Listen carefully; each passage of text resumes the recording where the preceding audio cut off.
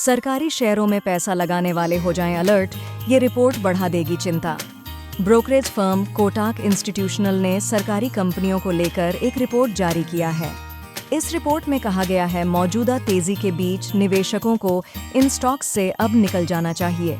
घरेलू brokerage firm कोटाक institutional equities ने निवेशकों को पीएसयू होल्डिंग्स से बाहर निकलने की सलाह दी है।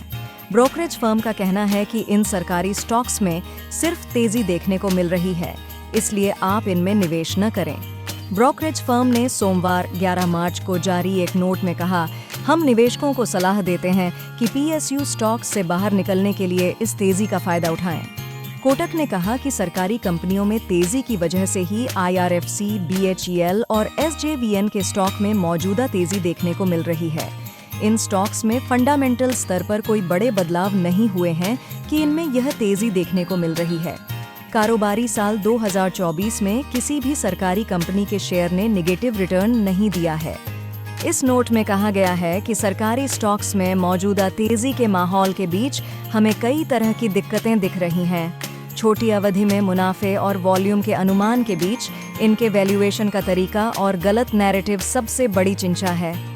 ब्रोकरेज फर्म ने यह भी कहा कि सरकार की अच्छी पॉलिसी और रेगुलेशन से छोटी अवधि में पीएसयू स्टॉक्स को फायदा होगा, लेकिन मध्यम अवधि में इनके बिजनेस मॉडल में किसी बड़े डिसरप्शन के आसार नहीं दिख रहे हैं।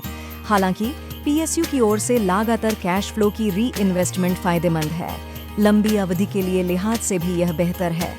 प्राइवेट सेक्टर के मुकाबले पीएसयू स्टॉक्स ने आउट परफॉर्म किया है।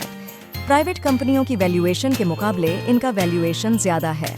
सोमवार को निफ्टी पीएसयू इंडेक्स 7393 अंक पर रहा।